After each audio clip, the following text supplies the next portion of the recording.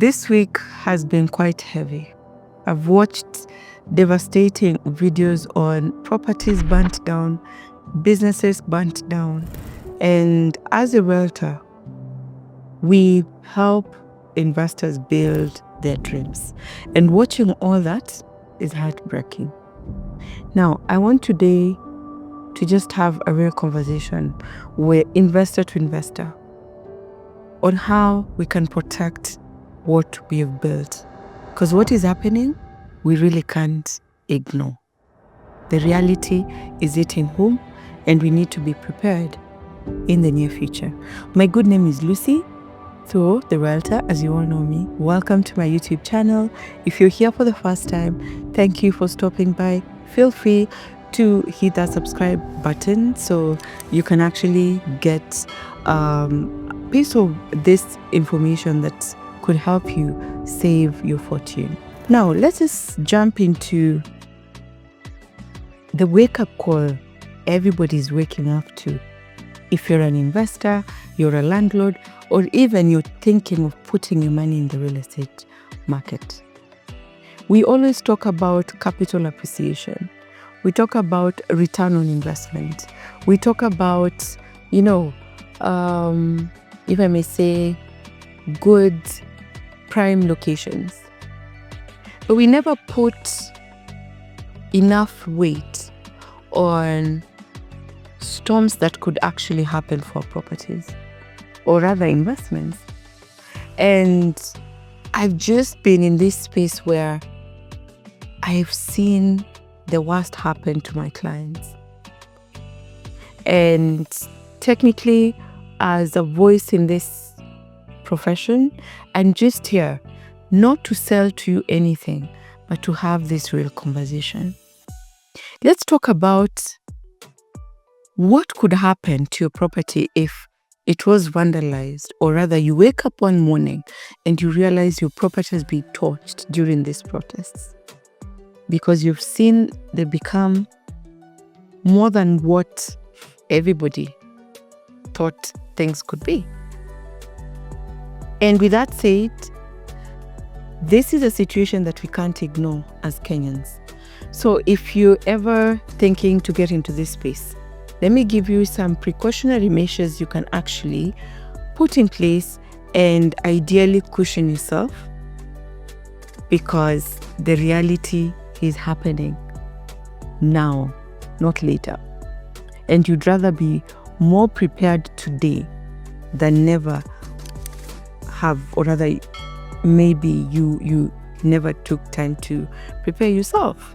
So one of the things I'll just talk about is there's good debt and bad debt. And anyone in real estate, you do understand the advantages of taking a loan. There's something I want you to check in your policy, or rather, you talk to your lender. There's the loan you've taken to insure your building, and there's the insurance you've taken to insure your building.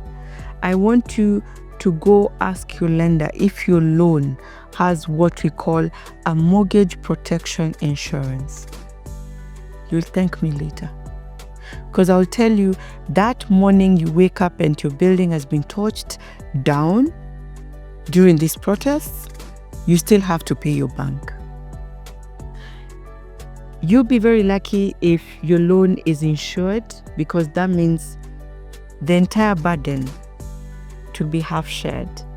So I want you to speak to your lender and just ask if your loan, whether mortgage or maybe a business loan that you've taken to build real estate, does it have a mortgage protection insurance cover?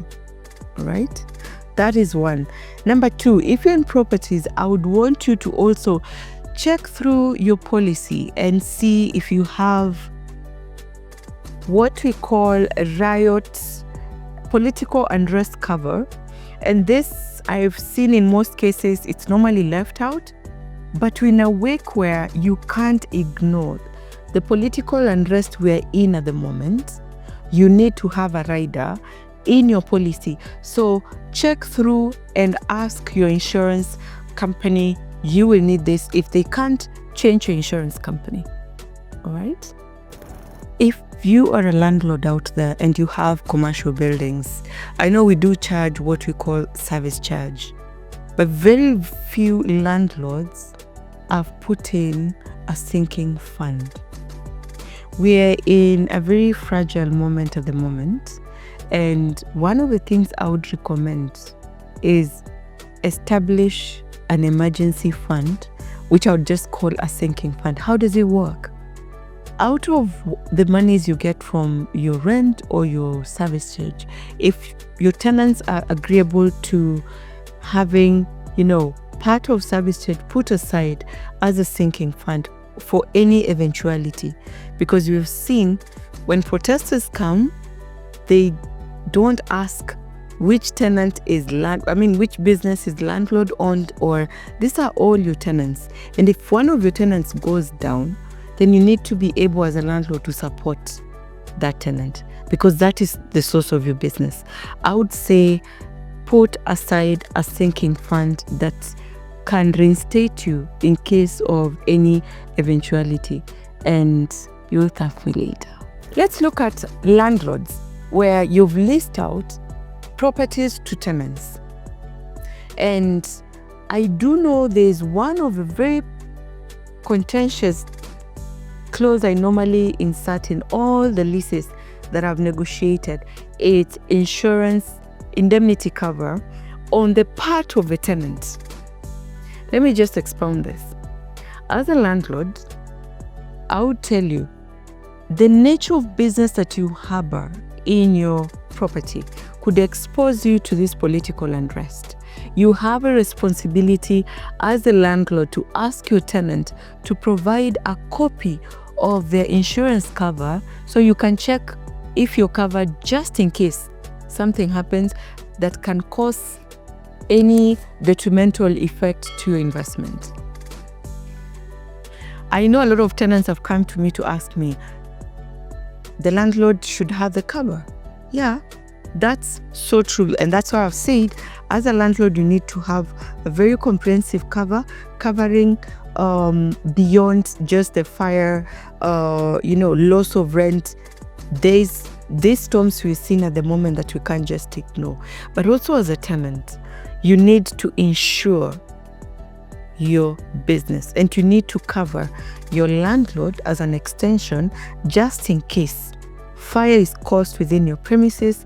It can spread to the building, which ideally it's not part of the leased property for your business.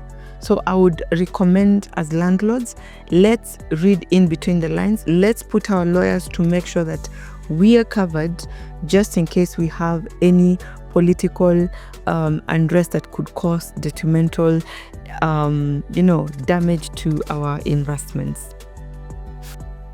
Now, if I maybe talk to the investors who are thinking of investing here, I would say you need to be in alignment with your lawyer, with your realtor, with your insurer, with your financial investor, or rather advisor, sorry.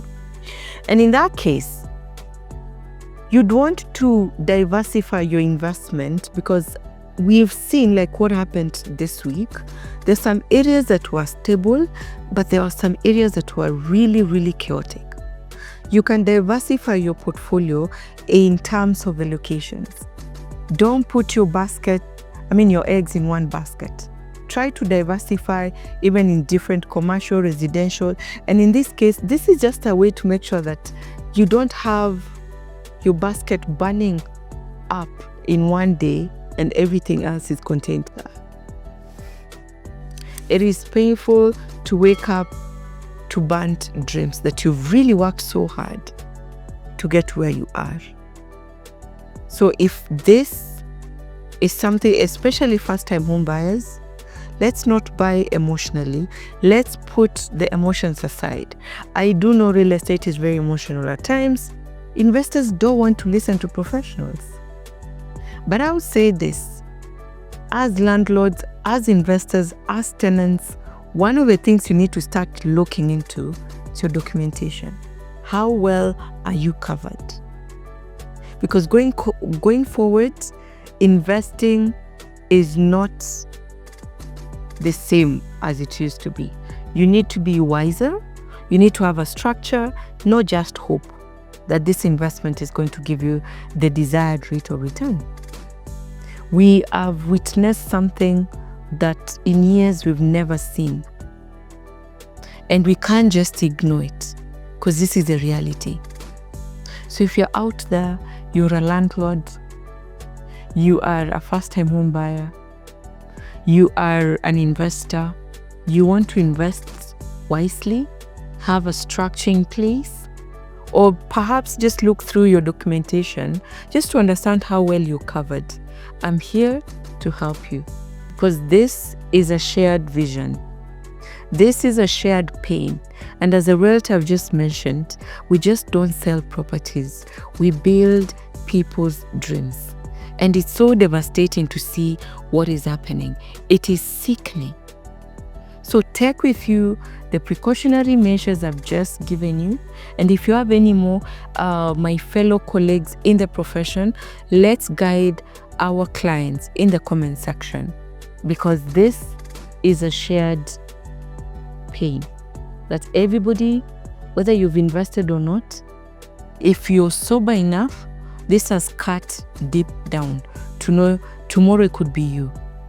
And as a voice in this profession, I'm here to guide anyone who is willing to just jump out to seek for advice, to seek for, some sort of protection on how, or clarity. I'm here for you. I'm your girl, Lucy Tu, and thank you so much for listening. And all I'm just saying as I part ways with you, keep safe. I'll see you in my next video.